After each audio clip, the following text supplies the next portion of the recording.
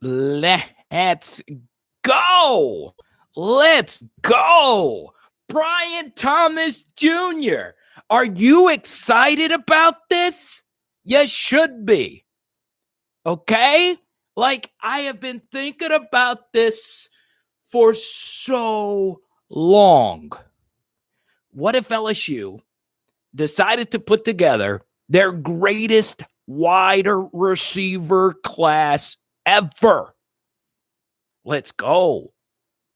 And I know Ron has pointed this out, but is this the red zone threat that LSU desperately needs? Is this the next Terrace Marshall and Cashapp, the next Jamar Chase? Or is it Jack Bech? Or is it Malik Neighbors? Or is it Deion Smith? Or Chris Hilton? Or John Trey Kirkland? Or Trey Palmer? But what I can tell you is that LSU has never been deeper at wide receiver. So give me a let's go. Let me know if you're excited about tonight's live stream. Because now the rumor is that LSU is about to land one of these coveted linebackers in the transfer portal. And who might that be? Who? Well, you said who? You said who? Who? Mike Jones. I hope it's Mike Jones. Someone that I've actually talked to on Instagram before, Mike Jones. Not the actual celebrity Mike Jones, which I have met and hung out with before, but the actual Clemson linebacker who has played a lot under Dabo Swinney. Who? You said who? You said who? Who? Mike Jones. 281 330 8004. Let's go. Let's go. What y'all know about that, baby? We got the GOAT Joey B repping the new backdrop. We still got our Kev Falk magazine, and we have you. We say hi to Overtime. We say hi to Tony. We say hi to Dexter. We say hi to Ahmad. We say hi to OT. We say hi to Daniel. Let's go. Let's go. Like, are you a real LSU football fan? Are you a poser? Because I don't think you guys are on my level right now. Let's go. I am in rare form tonight. Let's go. Let's go. Let's go. Mike's already hooked me up with $2. Before I even had to send the message, Mike already hooked me up with the Venmo. Let's go. Mike has my Venmo memorized. That's what I'm talking about. Let's go. Let's go. By the way, we are close. We are getting up to the 4,000 subscriber mark. And as many of you know, every time we hit a milestone subscriber count, we give out an LSU rookie card. And guess who we're giving out? An autographed member of the 2019 LSU team. We've given out Kayvon Chason. We've given out Danielle Hunter cards. Our boy Robert got a freaking Rashard Lawrence autograph card. Yes, the Rashard Lawrence, former 5-star from Fun Row, Louisiana. Let's go. What's up, Debbie? What's up, Josh? What's up, Juwan? DBU7, let's go. I mean, come on. Dude, Dexter, look. I'm always like this, baby, but tonight I'm just feeling really good. You know, Booger's in a good mood. My baby's in a good mood. We're going to have a romantic weekend in Shreveport for Valentine's Day. This Saturday, so no live stream Saturday night. We might do one Friday night.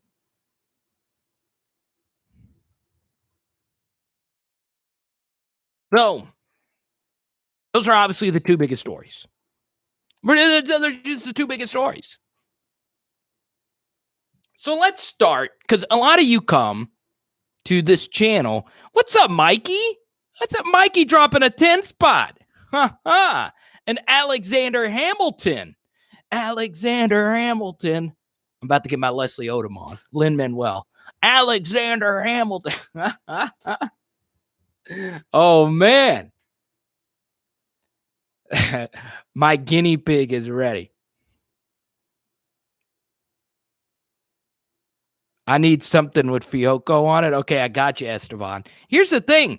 They need to make a Braden Fiocco. They haven't made one. You know what? I would like to reach out to Braden Fiocco. I love some Braden Fiocco. Fiocco. All right. Mikey, it is your super chat time. Actually, we have two Mikeys, Mike Serpis and Mikey Joseph. It is your time. John, thank you. John, Mikey, look, it is your time. You're the ones that super chatted. Max, what's going on? Max, let me know if you got your Daniil Hunter card. If not, I'm going to send you another one. I don't have that many left, but I'm going to send you another one. I might send you something better than that. But how can you get much better than Daniil Hunter? You want to talk about a player whose NFL production did not match up to his LSU production. There's actually been quite a few NFL defensive linemen at LSU that were really good in the NFL, but not really that good at LSU, like Al Woods. Al Woods is a really good NFL defensive tackle, but he was at LSU. He was just kind of like, eh. What's up, Keith? So, John and Mikey, it is your turn to talk, or it's your turn.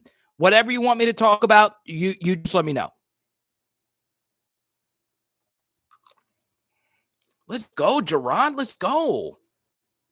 So, first thing here with the Brian Thomas Jr. thing. Let's stop it with the, we need the slots for transfers. You know what? That's true. It's true. Transfers provide immediate impact to your program. And that's true. But this is Brian freaking Thomas Jr. How many receivers run like this guy at 6'4"?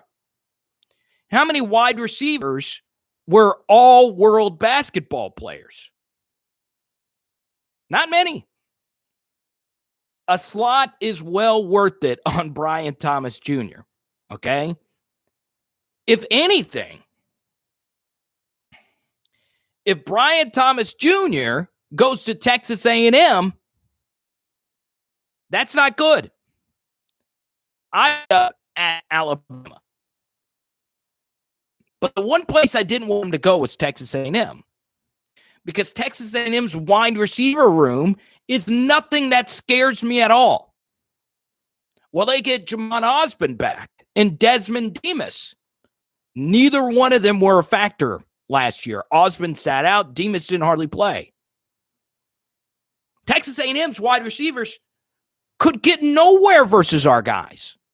Our worst defense we've ever had. Texas A&M was the only SEC West school versus our horrible defense last year to not average at least 7 yards per play. In fact, against us, they didn't average 6 yards per play. They didn't even average 5 yards per play. Oh, yeah. We're doing a reverse LeBron here. They didn't even average 4 yards per play against our crappy defense. They were the only SEC West school to not at least average 7 yards per play. They averaged 3.9 yards per play versus our crappy defense. Because they have one really good tight end, one decent running back. Their offensive line was freaking incredible. And they got another good offensive line class. Brian Thomas Jr. was a huge need for them. Thank goodness he didn't go there. And that was the point of my video earlier today. It is better for him, obviously, to come to LSU, but it's even bigger that he did not go to Texas A&M. Because if he goes to Texas A&M, he is starting at least 2 seasons there. I think he is the best wide receiver in their room right now if he would have gone there. And that is what Texas A&M was selling him. So the reason why I bring that up is so freaking important to bring that up, because that lets you know how much Brian Thomas Jr. wanted to come to LSU. He's probably wanted to come to LSU for weeks, if not months. Chris Hilton's one of his best friends. Chris Hilton's parents drove an hour just to be at the announcement today.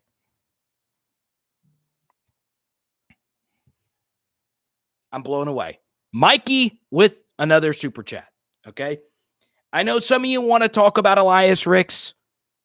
Look, this is not going to be an Elias Ricks live stream, because a lot of you are going to be asking the question, well, is he staying? Your guess is as good as mine. I don't think he's going anywhere, though. Because who wouldn't be excited to play for Corey Raymond and an NFL defensive backs coach? What defensive back doesn't want that type of teaching? Who doesn't want to be the next Daronte Jackson or the next Jamal Adams? By the way, their coaches, Corey Raymond is still at LSU. So I'm not going to bring up the Ricks rumor again. Okay. And I get asked about it, I'm telling you, every single day. Not bringing it up. Until we actually hear from him or a really well-respected reporter, I don't know what to do. So let's talk about the quarterback, passing game, and who will be our receiving stars. So let's start with receiving stars. Mikey paid, so we're going to talk about what Mikey wants to talk about. So let's start with what we know about the wide receiver position. Okay? First thing, we know Kayshon Boutte is going to be a starter, right? Kayshon is for sure going to be in the starting lineup. In fact, he's going to be in the number 7 discussion going into next year. I hope it doesn't happen. That's a lot of pressure to put that jersey on. But still, Kayshon is going to be the number 1 guy next year. Now, was there some meh from Kayshon this past year? Yeah, but it was mostly good. So he's going to be your number 1 guy. Your number 2 and number 3 guy, it's wide open. It could be anybody. Look, Brian Thomas Jr. might be so freaking good that he's the guy. It could be Jack Bech. It could be Malik Neighbors. Hey, according to some people that go to all these camps, they say Malik Neighbors is the best 7-on-7 wide receiver they've ever seen. And I watched some of the clips, and he's pretty freaking incredible. And then you have Chris Hilton, then you have Deion Smith. But then what about Trey Palmer? Remember, last year, the stud wide receiver from start to finish, from game 1 to game 10, who was the one receiver from game 1 to game 10 that we could rely on? Well, that guy was a guy we didn't talk about at all, Jere Jenkins. So Jere Jenkins, to me, is starter number 2. And then starter number 3 right now is Coy Moore. I think that's where we're going to start. Now, once again, that's just speculation. We don't know. We don't know. And we still haven't mentioned John Trey Kirkland. We still haven't mentioned Alex Adams. So which one of those 3 guys? Or which one of those 4 guys? Because look, I know a lot of you are Kole Taylor fans. We do have viewers from Grand Junction, Colorado. I have not let that slip by my mind that we have a growing audience there because of some of our Kole Taylor content. I like Kole a lot, but he's not a lead receiver option. So maybe LSU runs more 4 wide. Look, sometimes You got to do what your personnel tells you to do. Maybe the best personnel is running 4 wide. You know, a good example of this, well, look at Tampa Bay. Did you see Tampa Bay in the playoffs? Legit, they had 7 different wide receivers make plays, and that's including the tight ends. That goes up to about 8 or 9. And this is a team that lost O.J. Howard midway through the season. They were actually throwing to a tight end from my neck of the woods, Southern Arkansas University, a freaking Southern Arkansas University mule rider, population 10,000, the town, almost caught a touchdown in the Super Bowl. 30 minutes away. So Tampa Bay used 12 different guys. So who's to say not all these guys are going to play? I'm going to get you, baby. You're going to get your father. So we'll see what happens. Now, some of you make some good points about the depth. Oh, we got some booger calls already. We'll get Boog up here in about 5. Now, she's eating her dinner. She's got to eat dinner first. Come on, baby. She's ready to eat already? Yes, baby. She was up there shaking. Oh, God. I wish y'all could see her devour food.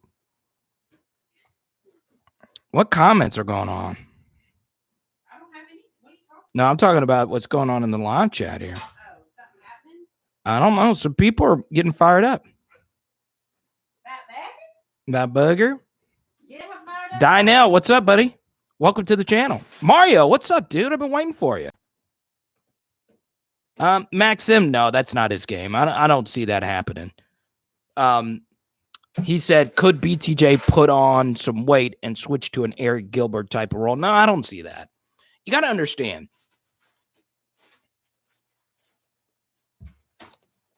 A lot of that comes down to, You want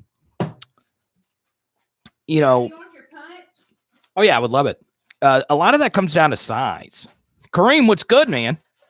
Dynell, where are you watching from, man? Welcome to the channel. Everyone, welcome. Am I saying your name right? Dynell? Welcome to the channel.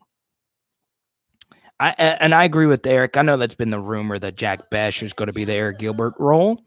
You know, roster-wise, that makes a lot of sense. Let's see. Carter, did you hear the story about Patrick Mahomes' mom? No, and I don't care. I'm sorry. We got too much LSU stuff to do. St. Zachary era. Very cool. That's cool, man. Well, welcome to the live chat, man. Just don't listen to Ron G. He's going to lead you astray. I'm kidding. Oh, there's Miss Debbie. There's Miss Debbie. And hey, Eric. So we'll wait. Booger's finishing up. She She mows down. She mows it. God love her. Gosh, she's like, how many of y'all have dogs that are just like assassins? Then when it comes to their food, you need your own radio station so I can listen in the car and on the fishing pond. I love that. And fishing? What's my Cashapp? Oh yes, I should have. Did I not put the thing pinned? There we go. This should answer that. There you go. I just pinned it. Carter the Power. That's it right there. Yeah. Bubba, I got What's you a up, couple- Chase? Thank you so much. I got you a couple French fries, Bubba. We got some French and fries tonight. Guys, we're doing French and fries and salmon. Tell 'em how But good- look, it is National Pizza Day. Well, And my girlfriend makes the best freaking pizza. I don't eat pizza. Okay, NRMN, I love you, but Kole Taylor is not Kyle Pitts. I am sorry, and I am a Kole Taylor fan. But not many human beings will ever be Kyle Pitts. Arik Gilbert could have been if he put in the work and came back, and he could be at Florida. Did you finish, But Mama? nobody is Kyle Pitts. I don't think I've ever seen a human being play the position like Kyle Pitts. And there's no telling if Arik Gilbert's going to ever get to that level either. Short draw whitetail. I like that name. That is good. Oh, yeah, from our Super Bowl chat. I don't care about the Super Bowl anymore. I'm happy for Devin. I'm happy for Leonard. I stayed up late and watched Leonard Fournette on The Daily Show, and it was a really good interview. And I'm happy for Kevin Minter. Carvis, welcome. You should be the man. Tell T-Bob I said, what's up, man? I haven't talked to T-Bob in a while. I always promote his stuff. Well, no, I talked to him on Twitter. Eric could be better, to be honest. Not as, but could be. He could be. But Kyle Pitts, look, you guys understand, right? Florida, and this goes along with what happened this past year, which leads us into something Brian Thomas Jr. said that was very interesting. Not talking enough about it. But first, going back to the Florida game, Florida has to live with themselves for the rest of their existence, knowing that Kyle Pitts was healthy enough to play. Kyle Pitts wanted to play. But Florida's doctor said, look, save him for Bama. You got this. 23-point favorites. Florida fans have to lay their head on the pillow every night, knowing that their most prized thoroughbred was still in the stable when they lost to a frail LSU team that did not have at least 50 healthy players on the roster. So imagine if you're a Florida fan. The thing is not the shoe throw. Marco Wilson, that was stupid. But that was at least a spur of the moment thing. This was a week-long decision that Florida said, look, we're not going to risk it. We're going to beat LSU. We don't need them. And we beat them without Terrace Marshall, without Arik Gilbert, without Derek Stingley, a banged-up Elias Ricks, Cordell Flott kicked out, Chasen Hines hurt, Ty Davis-Price hurt, John Emery Jr. hurt. All those guys got hurt during the game. We did not have 50 healthy guys. If we would have started the roster or started the game with the roster that we had at the end of the game, they would have had to cancel it. This won't even fit on you. And you're right, Bose. They wouldn't have gone to the playoffs regardless. Or would they? Because, look, they actually played Alabama close. They did. They were the only team to play Alabama close. So, look, the truth remains the same regarding Florida. Dan Mullen coached a very undisciplined team, and you should never take LSU lightly. Even if we have 2 guys healthy, you should never take us lightly. Even if freaking Eric Heron lined up at quarterback and Carvis was at running back, if they're wearing that LSU on their helmet, you do not take us lightly. But Florida decided to do that. Now, what does that have to do with Brian Thomas Jr.? In fact, a lot. Because, look, Brian Thomas Jr. said Max Johnson today on his big day. You notice that? He said Max Johnson was part of the thing. Now, I didn't listen to the full interview. All right? Dijon or regular? Dijon. No, let's do regular mustard. Well, you know why it was different last time? Because I mixed all the dry ingredients together. So Well, I may do half and half. Oh, yeah, we could do half and half. Okay. Dijon, we're doing salmon tonight, so you got to put how many Dijon mustard your salmon? It's your base. It's your base. Yeah, I'm telling you, it sounds crazy. It's wonderful. It's wonderful. And I'm not a big mustard guy. But here's the thing. I'm telling you. What drives me crazy, and this drives me so wild, is that we play these recruits as if they don't look at the current rosters. So Brian Thomas Jr. saw the roster of LSU, and he saw Max Johnson. So what does that tell us? Well, that means he studied the roster of Texas A&M. And you know what Brian Thomas Jr. valued? Of course, he valued playing for LSU. And of course, he valued playing close to home. And of course, he valued playing with his close friend, Chris Hilton. But Brian Thomas Jr. valued the quarterback position. Did you notice that? He valued the quarterback. It matters to him. Who does Texas A&M have at quarterback next year anyway? I don't know. I couldn't tell you. I don't know his name. Who is their quarterback going to be? I really don't. I could name the receivers. I could name some of their running backs. But Brian Thomas Jr. would have played at Texas A&M. He would have, and he knows this. But he valued Max Johnson as a quarterback, enough to mention him by name on the biggest day of his life. Today is the biggest day of his existence. So that's what's really fascinating about this, is that Brian Thomas Jr. said, look, I want to go play for a good quarterback. This fish doesn't even fit on this thing anymore. Carter, does it worry you that this kid is willing to sit around and do nothing for a year in order to leave LSU? He could have gone anywhere, but does it not speak? Which kid? Kane, I'm curious. What's up, Harris?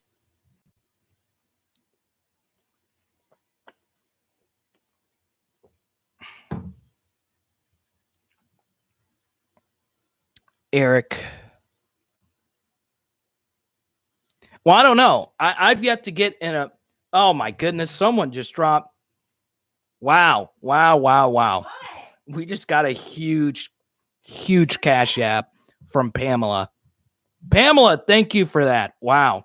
That's huge. Well, I don't want to say it out loud. It was nice. It was Pamela, thank you so much. Pamela, if I haven't seen you in the comment section, but Pamela, it is your turn. Anything you want to talk about, let me know. I really do appreciate that. People are so nice to me. Actually, Bugger has her appointment on Friday. Good. Thank you. You're getting her haircut Getting a haircut. for Valentine's Day. I was referring to Arik Gilbert. So, is it official that Arik Gilbert has to wait a year? Is it official? Oh, Kendrick, thank you so much, man. So, Kendrick, thank you, or Kedrick, thank you. Thank you so much. Everyone say thank you to Kedrick. I always take time whenever I get a pretty sizable donation amount. I appreciate you for helping me produce this stuff. Goes a long way. So, Kedrick, it is your turn. Talk about whatever you want to talk about. And it is whatever topic you want to talk about. LSU related. You want to talk about Chad Lavallee? Let's freaking do it. You want to talk about Tommy Casanova? Let's do it. Once again, I'm not good on the old school guys. However, Paul Dietzel's grandson was a good friend of mine at LSU. So, let's say Arik Gilbert does decide to sit out a year. Okay, let's go to Kedrick. Tony, thank you for that, man. So let's go to Kedrick's question here. Oh, look at that. You want to see this? You want to see this? Are you sure you want to see this? I don't know how we can even... That is a huge... I'm going to have to hold the laptop like upside down here. I don't want to break anything. You're not. Look at that. Look at that piece of sand. Put it closer right there. Baby, I'm trying. Look at It's that. weird. Look there at we that. Look at that right there. Oh, my goodness. go. Going in. All that paprika. Baby, there ain't no paprika. What is that? What's it called? The green stuff. Dill. Dill? Dill. D-I-L-L. Dill. Dill? Dill? Like a dill pickle, Bubba. Ked, let's...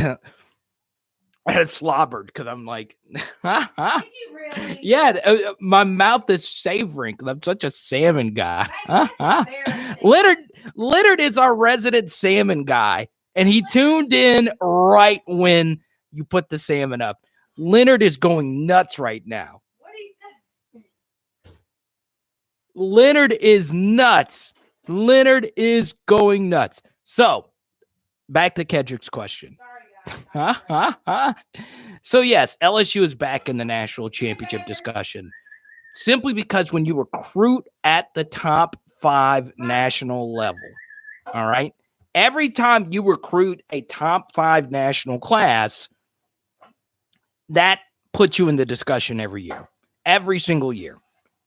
So if LSU gets decent coaching, remember, okay, during the Les Miles era, it wasn't just Les Miles who was not good.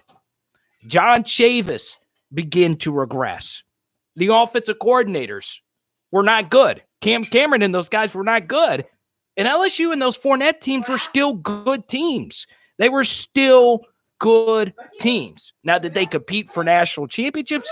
No, because they kept getting beat by Alabama. But point being, Daronte Jones doesn't have to be spectacular. He just has to be decent. Jake Peets doesn't have to be spectacular. He's got DJ Mangus by his side. It's got to be decent. Now, does the offensive line need to get better? Yes. Does the in-game coaching have to get better, Kedrick? Absolutely. Does LSU have to be more aggressive on 4th down? Absolutely. Does LSU's defense have to stop giving up big, easy touchdowns? Yes. Absolutely. If you do the little things right, you have an opportunity to win each and every year. Because look, your arch nemesis just lost a lot. And I know Alabama's Alabama, and I know they're great. But let me ask you this. Do you think Steve Sarkisian will be as good, or put it this way, do you think Bill O'Brien will be as good as Steve Sarkisian?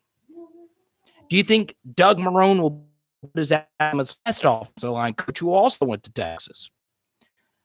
Alabama, to me, the second best running back in the Saban era, Najee Harris. I think Najee was better than Mark Ingram. I think Najee was better than Trenton Richardson. The only running back I thought was better was Derrick Henry. They also lost their best wide receiver ever. In fact, one could argue the best college football wide receiver of all time was Devonta Smith. The numbers don't lie. They also lost a Heisman Trophy finalist at quarterback. Also lost Alex Leatherwood and Dickerson at center. They're losing their best corner. They're losing their best linebacker. They're losing their best defensive tackle. Now, does Alabama reload? Yes. Do they have more raw talent than us? Based on rankings, they do. But when you recruit at the top 5 level and you have decent coaching, you're in the discussion and you begin to start working your way back into being a national championship contender. So, Kedrick, if you were, let's actually quantify this. Can LSU get to a college football playoff in the next 3 seasons? Let's do that. Can LSU get to the college football playoff in the next 3 seasons? Yeah, they could. A lot has to happen. Can Max Johnson take another step? Can Miles Brennan take another step? Kayshon Boutte was great. But can he take another step? Because he's going to have to. As great as he was at the end of last year, Ole Miss's SEC defense was the only one that could have been worse than LSU's defense. It's still debatable. We're going to need Kayshon to take that next step. And you got to remember this. Kayshon was great. Absolutely great. The one thing you have to wonder, though, every single member of that 2019 LSU team and all the background research I've done, speaking to people I know in the building, speaking to people that I know give me good information on LSU, the one thing that I'm constantly told by those people was that the greatness of the 2019 team was that each and every one of those players were hungry to get. Guess what? A lot of that comes down to personal responsibility. Do the players that LSU currently have want to come back and lead us to a national championship. As in the players that are already talented enough on our team to play in the NFL right now. Those guys have to come back and be better. One of the most underrated aspects of a championship team are your leaders, your best players, the hardest workers on the team. Tom Brady, best player on Tampa Bay, hardest worker on the team. Devin White, hardest worker on the team. Let's go back to Devin White, or Devin White video from 2 days ago. You know what Devin White said? Do you guys remember this? After the Troy game, Devin White, as a true sophomore, called out each and every member of the team to do better, to put more work in. Your best players for you to win a title have to be those guys. So when you start talking about titles, are your Jacob Pesters and Glenn Dorseys, are they your hardest workers? If the answer to that question is yes, you have a shot.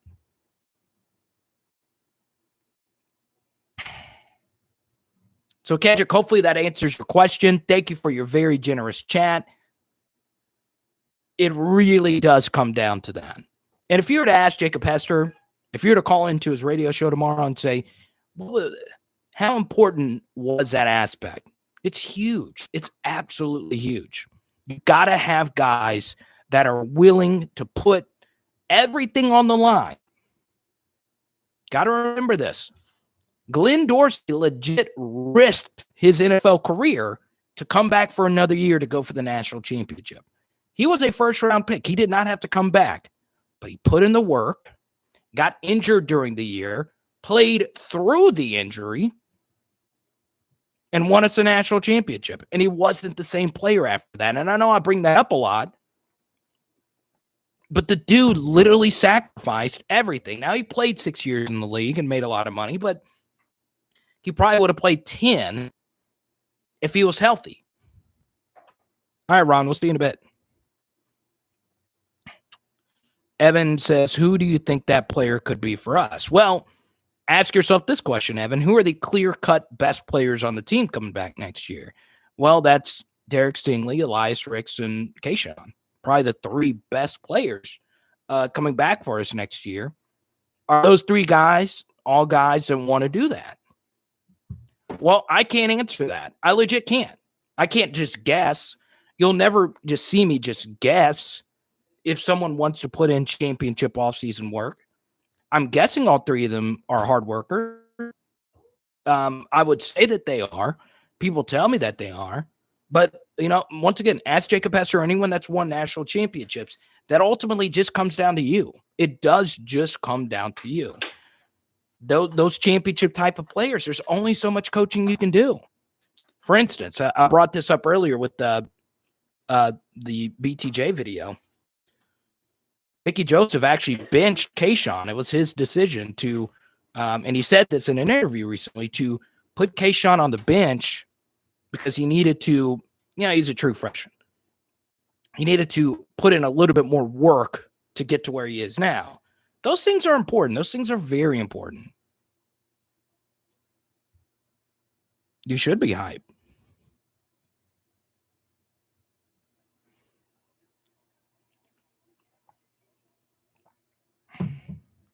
So, Evan, that's it. Who are LSU's three best players? I would guess that those are your three best players coming back next year. Well, for sure, Stingley and Ricks are top two. And then after that, maybe Max, maybe Miles. We don't know that. Ed Ingram, I think, is really good. I think Ed Ingram could be special. If you go back and watch Ed Ingram versus South Carolina, that was some Alan Faneca type of stuff. He was legit moving human beings. So we'll see. Leonard, that's a good point. Mason Smith. I'm a huge Mason Smith guy. I've watched all these interviews on him. Talked to a lot of. I'm huge. I'm buying the hype. I'm going all in. I think he's going to be special.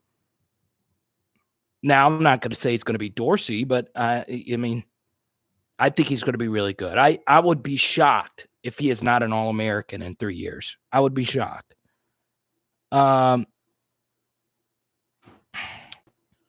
Hit stick. You have donated so much to the channel, so I want to answer this. These are such hard questions. Life on the line. You have to trust one receiver down the field out of the freshmen. Who are you taking? Wow. So, look. Oh, bug time? Yep. Convenient when I was getting ready to answer a hard question. This is for Debbie. Go on, I'm holding my book tonight. It's for Debbie. Debbie and Eric. Yell in her ear. Okay. Oh, yeah, she's been curmudgeon out there. No, she hadn't. God, my hair. Connie, it's all good. You're going to get all your hair cut. All right, Kedrick, let me answer this question. One more question. Sorry. What will LSU do as far as QB dilemma? I'm a Max Johnson guy, but the other two, I go with them. All right, so I'll answer hit sticks first. There you are. Everyone's seeing Bug. So, Kedrick, this is Bug. She's the one that runs this channel. Your donation earlier will definitely help pay for her haircut on Friday. And her more food. Yeah, well, she's got to get her. Because you eat it so quick. She loves it, though, Daddy. All right. Bug wears number 7. Bug Always, Bug. All right, Bug. Booger Nation. That's what our shirts are going to say. Booger Nation. Yeah. Booger Nation. They can look at her a little longer. I'll hold her. So hit stick, if I had to, well, if it's a downfield throw, I would take Brian Thomas because he's just the tallest. But the funny thing is, man, Malik Neighbors can high point a football, and Jack Bech can too. The most productive receiver is Jack Bech by a pretty wide margin. But then again, he had 2 Division I quarterbacks throwing to him. The other guys, I don't know too much about their quarterbacks. I know about Jack Bech's quarterbacks. I think Walker Howard is a real deal. I really do. I really, really do. I think Walker Howard is the starting LSU quarterback class of 2023. I know he's class of 2022, but the start of the 2023 season, Walker Howard, wearing his dad's number 4 uniform, will be the starting quarterback for LSU. So yeah, I would say BTJ. I would. I think he is good. I really do. Once again, the only wide receiver that I've watched in the class of 2021, and I don't bring up bad memories or whatever, because I was saying this way before what happened. JoJo Earl was a 5-star, top 10, best player in LSU's class. And for me to say that he's not anymore, just because he went to Bama, the dude is so freaking good. He is so freaking good. But even then, if you're throwing a football down the field, JoJo would be the last of my options to catch a jump ball, even though he is good for his size catching jump balls. But I would say BTJ. I would. And Evan brings up a good point. Chris Hilton is probably the best athlete at all of them. Speed and jumping ability. So we'll see. So, hey, thanks again, Kedrick, for the other Cashapp you just sent. So let's go to the quarterbacks. All right. Let me reread your question here. All right. Just now finding your channel. One more question. What will LSU do as far as a quarterback dilemma? I'm a Max Johnson guy, but if the other two can take a leap, then go with them. Okay. So, just a minute ago, we were talking about, well, it comes down to player responsibility. Now let's talk about coach responsibility. Ed Orgeron out of the picture, because while it is ultimately Ed Orgeron's decision who the quarterback is going to be, he does have final say, as do all head coaches, over who's going to play. Okay? But Mason Smith is going to wear 18 at some point. Yeah, I do too. I think that too. I think I really do think Mason is special. But Kedrick wants to talk quarterbacks. I think something we underrate, and the reason why I did a video on this kid, Kole Lourd, who ended up going to Texas over LSU, is because, well, Jake Peets fell in love with this kid. Kole Lourd mentioned Jake Peets. Jake Peets was listed on 247 Sports as Brian Thomas Jr.'s secondary recruiter. So Jake Peets has been doing a lot behind the scenes. Spoke to someone I trust earlier today. It said Jake Peets' work ethic is next level. He and 247 wrote about this as well. He's been giving the quarterbacks a lot of homework. He's really pushing them to be great. Now, that's great, but that is quarterback coaching. That's not necessarily play calling. So him as a play caller, that's a different story. But who the quarterback is going to be comes down to what Jake Peets wants to do as an offense. And it comes down to offensive line personnel as well because, well, Max Johnson's a left-handed quarterback and Miles Brennan is a right-handed quarterback. Now, that doesn't change much for the guys on the outside other than the fact that, Trey with the $20. Thank you. Let's go. Thank you, Trey. Thank you so much. Trey wants to talk Brian Thomas, so we'll stick on that too. We'll get back to BTJ in a moment. But look, the way Jake Peets sees football is probably going to be different than the way Steve Ensminger viewed the quarterback position. So Jake Peets might need and prefer his offense to have a threat as a runner. So let's take a look at Jake Peets' sample size. Well, he's been an analyst at Alabama, but most notably, he was the quarterback's coach for the Carolina Panthers last year, which is fine. But his quarterback was Teddy Bridgewater. Decent mobility, but Teddy Bridgewater is a pro-style pocket quarterback. Max Johnson and Teddy Bridgewater have a lot of similarities. Decent runner, but not a dynamic runner. Very good arm, but not a dynamic arm. But very hardworking. Neither one of them are going to commit the back-breaking turnover. Both of them have extremely high football IQs, and both of them aren't the look-at-me type of guy. Something all very similar quarterbacks when you actually break it down. Maybe behind the scenes, Max Johnson is the guy. But honestly, I doubt that's the case. I do think this is wide open. And as some people say, is Miles Brennan even healthy from last year? Maybe not. Johnny with the Malik Neighbor super chat. Yusha, what's good, man?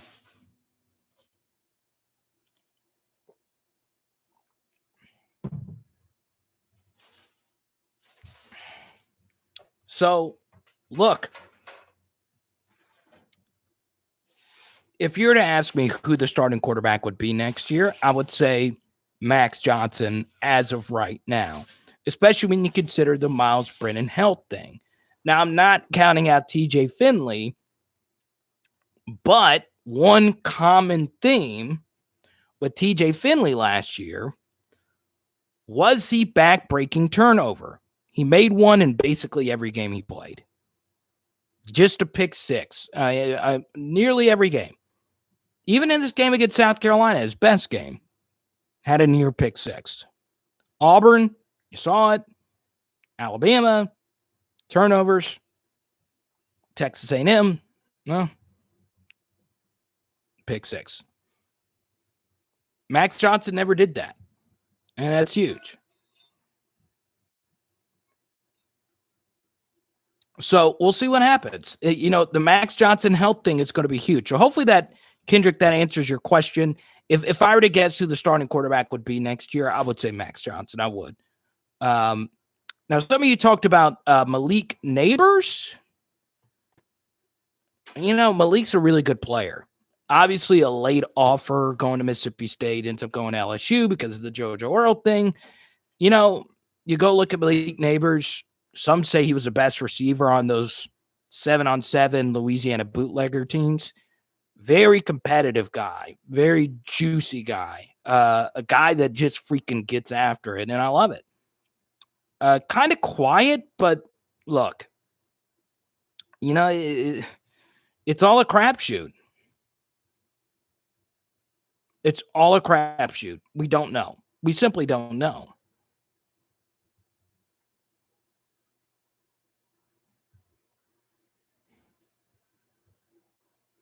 We've had QB rooms with blue chips before, and we effed that up. Maybe not many guys at this, but if these Joe Brady babies are any good, we'll still be down pretty bad. Malik Neighbors could be a safety. Ooh, interesting.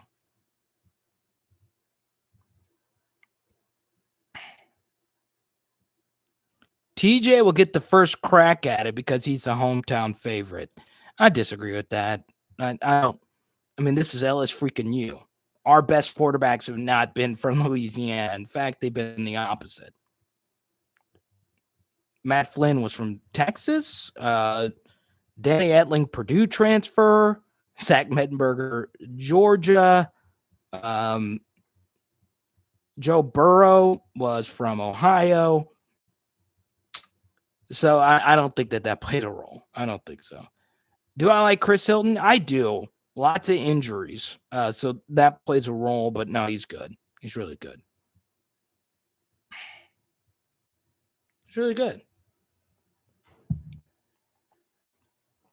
But as Carvis points out, TJ Finley's arm has the most pop. TJ and Miles have far better arms than Max. They just do. So, if you're playing a team that runs a lot of too high, well, you're going to need a quarterback that can just blast that ball behind them. But you look, Bettenberger had a great arm. Joe Burrow had a decent arm. Max, I think, has a Joe Burrow-esque arm as far as just strength is concerned. We need more Louisiana quarterbacks. Well, Walker Howard's coming. He's freaking incredible. And the 2023 crop of Louisiana quarterbacks could be the best state crop of quarterbacks outside of Texas, maybe ever. Well, Georgia. Georgia's got everybody beat when it comes to in-state quarterbacks. But still, Louisiana's best crop of in-state quarterbacks is the class of 2022 and 2023 put together. And Vila makes a good point. TJ's arm strength doesn't mean much if he panics every time the pass rush threatens him. Yeah, and some of that is just being a true freshman. Neither one of those guys should have ever played. If Peter Parrish, didn't have the off-the-field problems, he would have played. Whoever the QB is will be in contention for the Heisman. Well, there's no excuses there. You got a returning offensive line. I'm a little worried about the offensive line. Will LSU find the five best guys for that unit? No, I don't know. We don't know. I'm telling you, I've heard a lot of positive momentum about Marcus Dummerville. Well, if that was the case, why didn't we play him at all? I think it would have been nice for him to get some freshman experience last year. I mean, real freshman experience. Yeah, Ahmad, he would have. If he would have kept his head on straight, he would have been the backup quarterback last year. Unless he would have wanted to transfer because it was the Miles Brennan show.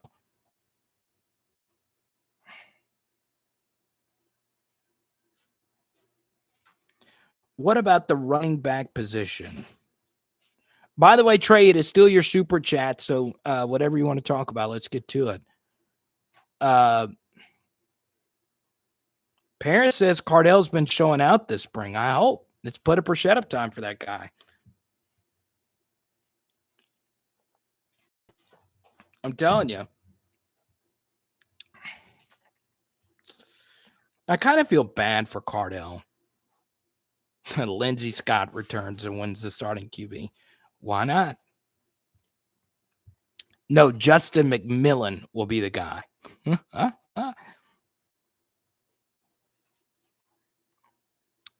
Yeah, Kane, allegedly. You know, I don't want to talk whatever. Okay. Let's see. I do too, Mike.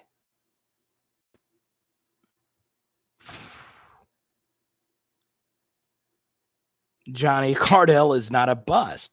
Look, so many people want to label Cardell Thomas a bust. What? He's still got 3 years of eligibility remaining. He had a gruesome injury his first year. Well, in fact, he's got 4 years of eligibility remaining. Well, I know. I just talked about TJ Finley for 10 minutes.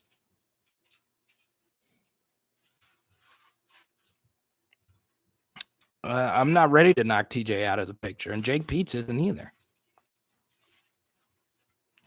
But, you know, I don't know. There's so many questions about the offensive line and the personnel over who should have played and who shouldn't have played. You know, I don't know. I looked at last year's offensive line and I kept saying, well, why aren't we playing some other guys? But the injuries have just been so gruesome, Cardell. Kyle says, how do you feel about wide receiver coaching at LSU? I feel like they aren't as polished as they should be at times. I disagree. I think Mickey's great. I mean, look. So Mickey Joseph's 2018 class was Jamar and Terrace. So obviously they got better coaching when Joe Brady came in and, you know, brought in the 10,000 catch thing, whatever. But, you know, Mickey Joseph's a primary receivers coach, and he deserves a lot of credit. They had another receiver in that class, forgot his name, but Jure came out of nowhere and played pretty good. 2019 class of receivers. Look, it's a pretty good crop. One guy, Trey Palmer. Trey's not been the guy we expected, but he was playing behind Jamar Chase and Terrace Marshall as a true freshman. And then as a sophomore, he was still behind them. And Kayshawn came. Trey just could be odd man out, but he's still been a net positive. Then the 2020 class. Coy Moore looks pretty good. Kayshawn looks pretty good. So I think Mickey's doing really good, honestly, as a recruiter and a coach. And he's going to get DJ Mangus to come help him out this year. So, you know, I disagree with that. I now, as far as they aren't as polished, what do you mean, like drops? Yeah, we had a lot of drops this year. John Trey Terrace had a few drops. But, I mean, come on. all these schools deal with drops. And, look, it's kind of important to keep your receiver coach because the SEC West is loaded. Arkansas's receiver group next year is going to be their best set of receivers since those Bobby Petrino years where they tore us apart. And then, you know, Ole Miss is going to have a good receivers room. Alabama, their wide receiver class is just as good, if not better than ours. I mean, it's just great. Their wide receiver class is really good. So I think it's important to keep Mickey around, and I think he's done a good job. I do. Let me ask you this. To that point. Yeah, technique. Okay. I will say this. One thing about the 2019 team that was truly incredible was only one player who returned was not as good as he was in 2018. Only one. So think about all the returning players that LSU had from 2018 to the 2019 team. All of them became infinitely better than they were the year before. Christian Fulton got better. Jacoby Stevens got better. Rashard Lawrence got better. All those guys got better on defense. Then on offense, you know the story. Jamar, Terrace, Justin, Joe, Clyde, Thad, the entire offensive line, they all took their games to a radically different level. The only player who took a step back from where he was in 2018 to 2019 was one guy.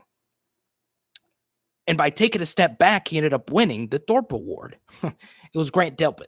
Grant Delpit was the only player on the 2019 LSU team that wasn't as good as he was the year before. Now, let's take into account the 2020 team. And let's look at the players who return from the 2019 team to the 2020 team. Every returning starter from the 2019 team to the 2020 team took a step back. Every single one, except for one. Terrace Marshall. Terrace Marshall was the only player on the 2020 team that was better than what he was in 2019. And he was freaking incredible in 2019. Also, Jeray Jenkins took a huge step forward. So Mickey Joseph coached the only two guys on LSU's roster that exceeded their expectations the next year was in his position group. Keep that in mind. And I know it's crazy, and I was going to do a video on that. The individual players did not improve the same way that they improved the year, except in Mickey Joseph's position group. Now, obviously, Devin points out injuries plays a role into that. It does. And Stingley had a lot of them. But the truth is the truth. Honestly, think about all the players on the 2019 team that we pumped up from the year before. They all took a step back, except for Terrace. He was the only one. Austin Deculus in 2020 was not as good as he was in 2019. TDP and John Emery, not as good as they were in 2019. They weren't. Let's go to the opposite side of the ball. Glenn Logan, Neil Farrell, two huge pieces to the 2019 D-line rotation. Both took massive steps back. Damon Clark, massive step back. Jacoby Stevens. So individually, we were talking about this earlier. Individually, our guys did not improve. And that's not good. We don't want regression. So I was going to save that for a Mickey Joseph video I was doing. The guy's really good. He's really freaking good at his job. And, I got to go find that interview. I listened to, and I learned a lot about his process. He was doing an interview about Kayshawn, and the dude is just really freaking good.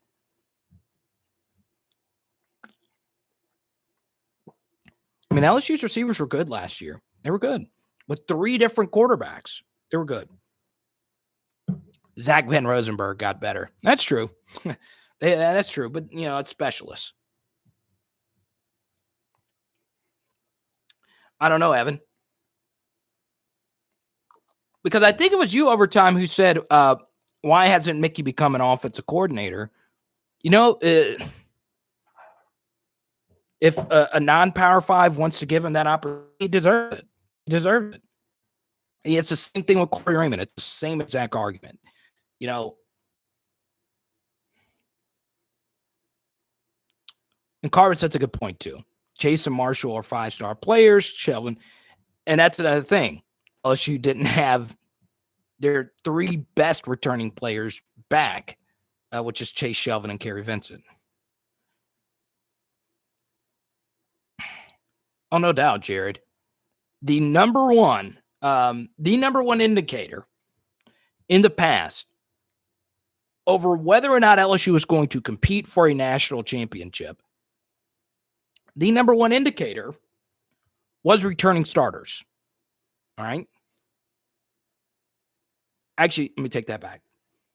The number one indicator for how good next year's LSU team was going to be is how many players were drafted into the NFL draft. Okay? So, 2019, the year before, LSU had their fewest amount of draft picks since 2003, when the championship modern LSU era started. It was the fewest amount of draft picks. So returning starters and guys that are NFL level players returning is the number one indicator whether or not LSU is going to win a national championship. So how many players will have drafted this year? Roughly 5 or 6. Roughly 5 or 6. If you include Jamar Chase, roughly 6. If you include the other 3, you get around 6. Well, non-powerful. Anyone that wants to give him a job, Johnny. Anybody. You know, if I'm freaking whoever, you know, I wouldn't be shocked if Mickey Joseph gets a head coaching job soon. Oh, funky Mike Jones. Mike Jones. Love that.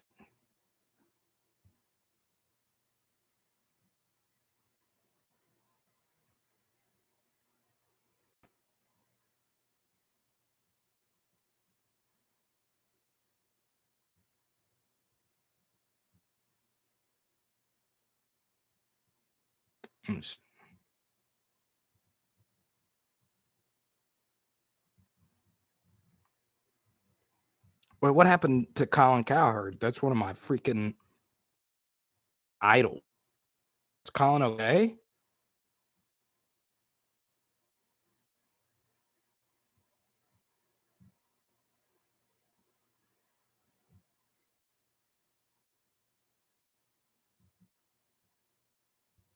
Man.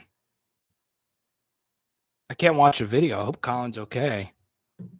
2 broadcasting idols, Stuart Scott and Colin Cowherd. Man, I just got that update.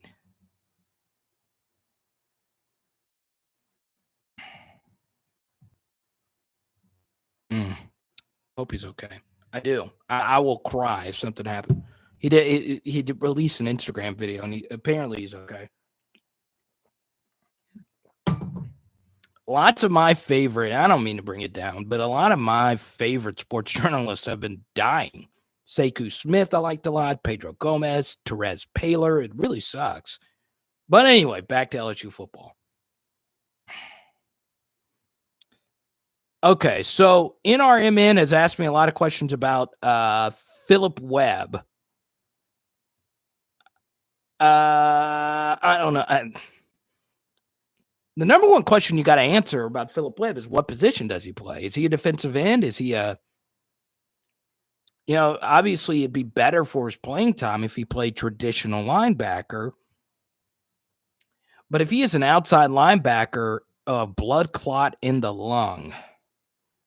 I'm telling you guys, I will. The Pedro Gomez thing, I cried. I freaking cried. Because you remember that, during the Barry Bonds, Pedro Gomez was the big reporter. And I'm not a big baseball guy. But it is what it is. Whatever. God. Philip Webb is a defensive end. So Carvis is really wrong about these. If he is a defensive end, then I don't know how he's going to play. His first cousin is my secretary. I'll ask her what he's up to lately. Let me know, Debbie. I'm interested. Kerry Vincent, the speed demon.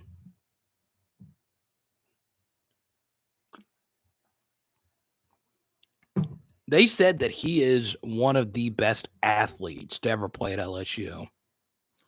Speed, strength, all the fancy metrics that they use behind the scenes. They have, I won't get into the minutia of this, but like Tommy Moffitt changed everything as far as like how they don't measure how much weight you lift. It's how fast you lift it. And apparently Kerry Vincent is just like freaking ridiculous at everything. So, he was a huge loss because Kerry Vincent would have been the slot corner instead of Cordell Flott.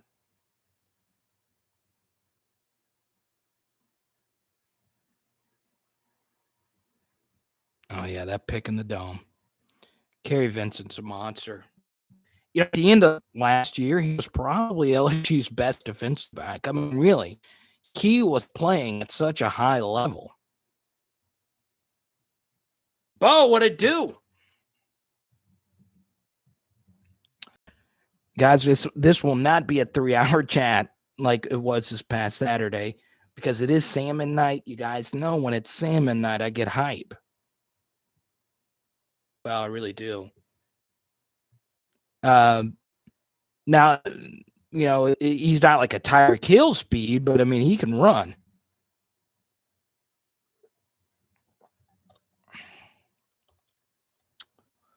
John says, if we miss out on a transfer linebacker, is there any names that pop out to you in 22 recruiting? And I could just be wrong about this. All right. I don't get this pressing need to get a linebacker in the portal.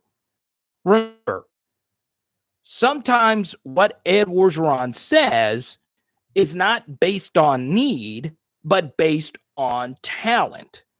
So this year, LSU or college football just happens to have a ridiculous amount of linebackers in the portal. Okay? So, for instance, in the linebacker portal, there's Mike Jones out of Clemson.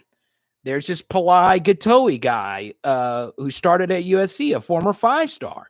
There's a lot of good JUCO guys in the portal.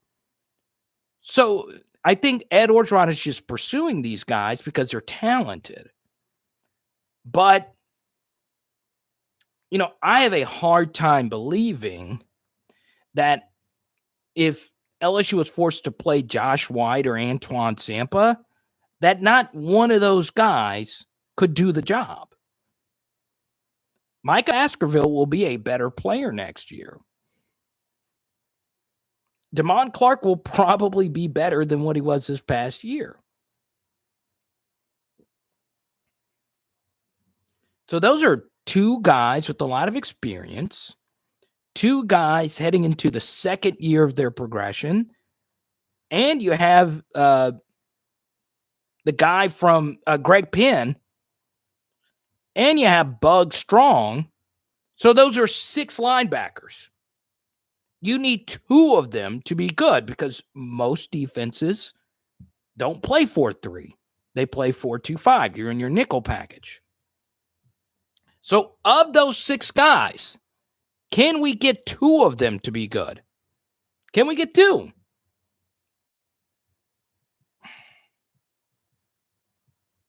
You need 2. That's all you need is 2.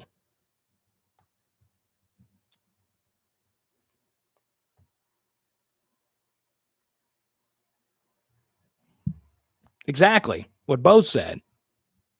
They won't be lost on the field. Well, all right, guys. We are an hour 15 into this.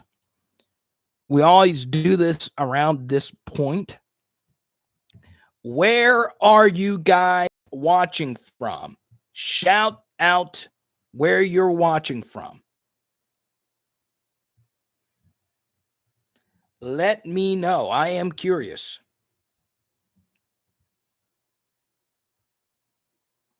Eric and Robbins, Air Force Base, Georgia.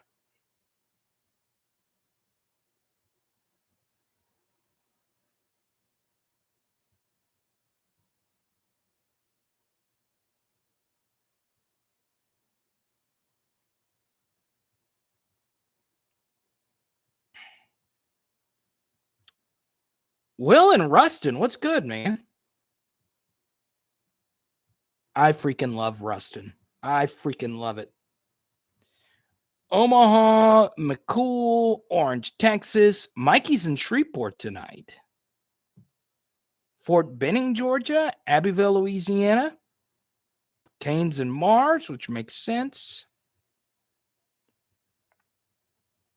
Toronto. Let's go. The 6. Let's go.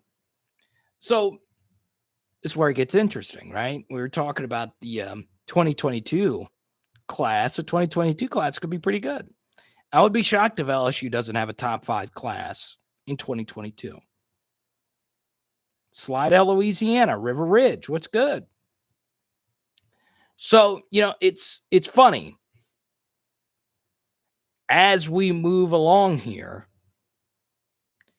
I do believe LSU should feel pretty comfortable about this recruiting class. So I know a lot of people, the offensive line. The one thing that really bothered me about the offensive line, and it was actually a problem in 2019, but Joe Burrow, fixed this. The one thing you should never have is guys running free, okay? Wide open guys. It's always a bad sign on offense and defense. A lot of coaches will tell you this. On defense, you do not want to give up wide open deep touchdowns, which was the case against Missouri.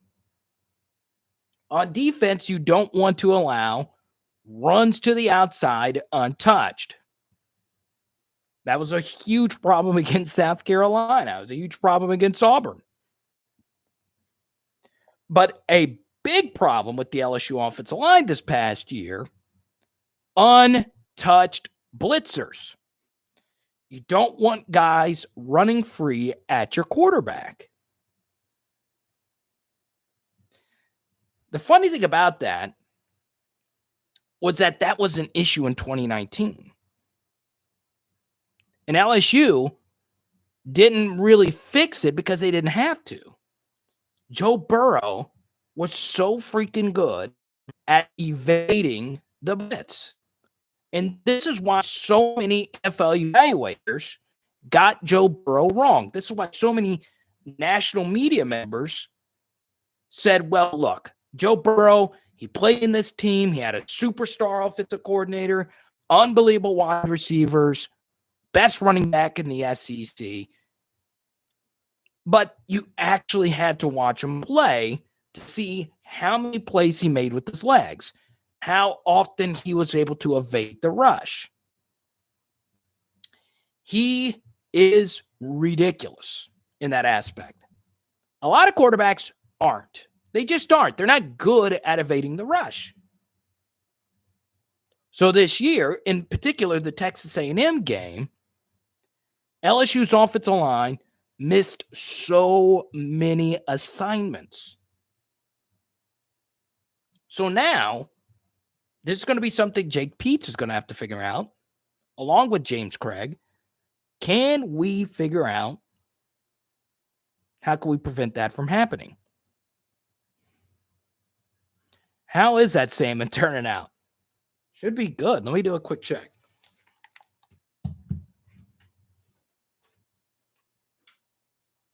Oh, the salmon's already out.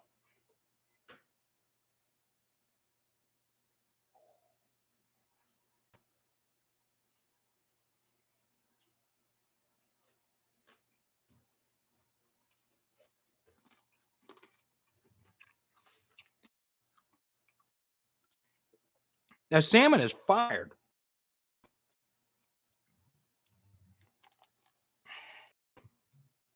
Salmon, baby. That's all.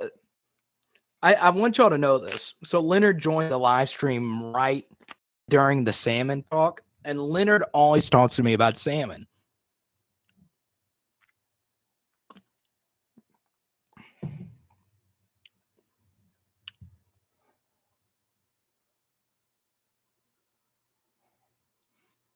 I was chewing a little. She made some broccoli. I didn't just scoop a piece of salmon. That mercury, baby, let's go.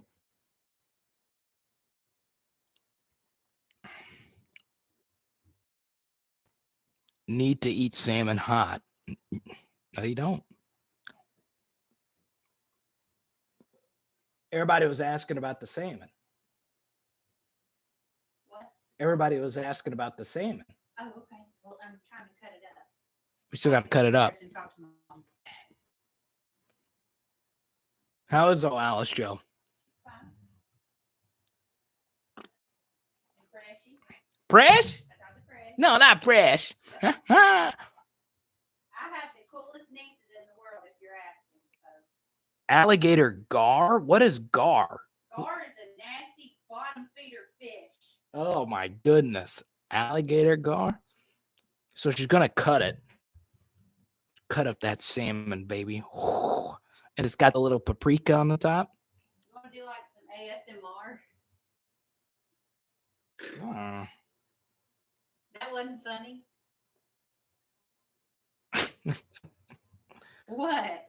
Gator bites? Everyone here's talking about the gator bites.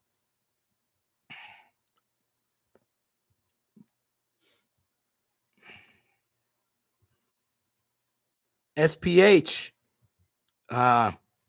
Alabama fans are not sweating that news at all.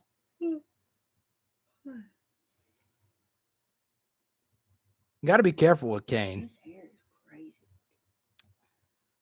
All right, guys. So we're going to go for about 10 more minutes Oh, thank God. because my baby worked hard on this salmon And she's sleeping. and she's sleeping and she wants to eat on time tonight. Mm. On time. Got a big weekend. We got to, telling you. So our next live stream will more than likely be on Friday night. No, it will be because we ain't going to be here Saturday, baby. Our next live stream will be on Friday night. Hey, Bruce. So we got about 10 or 15 minutes left. No, you said 10. Keep it at 10. We'll keep it at 10. We'll keep it at 10.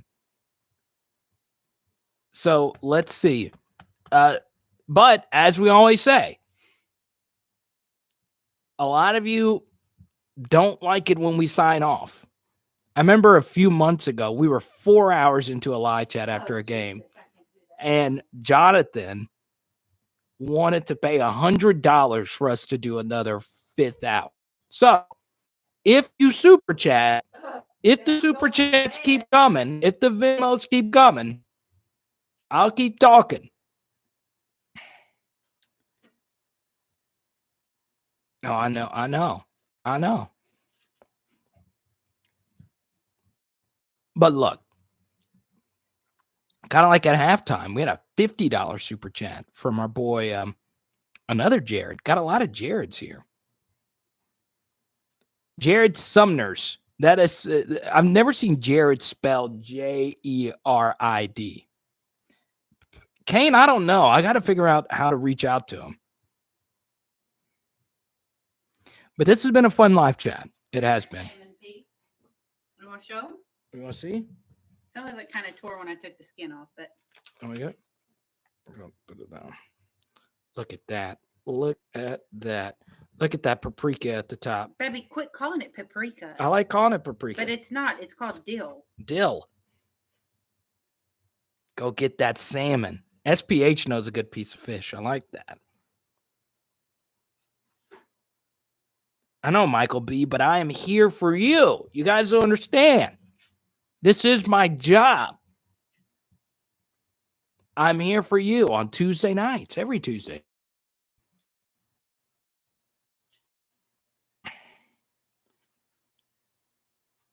And that Leonard, I know you're. I'm telling y'all, Leonard. If you go look at all our comments, you're always gonna see Leonard in there talking about salmon. I love it. So, before we get going, is there anything else you want to talk about? Obviously, a lot of LSU news going on. This was a very heavy Brian Thomas Jr., which is crazy considering, this was already LSU's best receiver class since 2018. But now it could be better than 2018's class. Well, I don't know. I don't know if you could ever do better than Jamar and Terrace in the same class. But we said the same thing when Odell and freaking Jarvis were in the same class. Any news on Ricks? I don't know. Ultimately, if he wants to be at LSU, I hope he comes back. God, I hyped him up so much before last year. To the point I was like, God, am I really overhyping this kid? And he exceeded all expectations. So, yeah, that's to me, he's LSU's best player. Push my slip Up. up. Both hands. Up. Yes. Oh. Thank you. That's good. To me, he's really special. Short draw, whitetail. I love that. He's got to go fishing tonight. I have, Mikey. It is a fun place. Who else do you think will sign on to LSU? You know what? It's not the end of the world if LSU has one slot open. I hope they end up getting at least one transfer of some kind, but let's hope for the best. Dwayne, I agree with you. I do think Eli Ricks is coming back. So we'll see. We'll see what happens. All right, let's see. Any more questions? I don't normally I give you a preview of what the video tomorrow is going to be. I don't know. We have 4 scholarships left to give. I think they have 2. 2 more in this class. But then again, I don't know. I've read something about grad transfers not being allowed. I don't know. Any news on a starting tight end? It's the Kole Taylor show, Johnny. It's the Kole Taylor show. I like Jack Bech a lot, but he's not an early enrollee. And ultimately, it comes down to what Jake Peets and DJ Mangus view Jack Bech as. Do they view him as a tight end? Debbie, thank you for watching. Look, like I always say, there's a lot of good LSU content on the web, and I'm glad you choose me. I'm glad you guys, some of you watch all of it, and you should. But watch mine first. Clemson linebacker signed with us. I hope so. But who? Who, Dwayne? Tell me who. Joshua says, Carter, you and T-Bob should hook up. Well, I don't know what Haley would say about that. She'd probably be okay with it. T-Bob's a great friend of mine. We were friends in college. We did a podcast together for a long time. And he's a good dude. He's a great dad, huge Pelicans fan. And one thing I like about him is, he's just interesting. He's really interesting dude. Mike Jones. Who, Dwayne? Who is that? I don't know who that is. We're going to get so many crazy jokes. So full disclosure about the who Mike Jones thing, because I think some of you don't get it. All right. There's a rapper his name is Mike Jones. All right. Now, if you're like me in your early 30s, Wrap it up.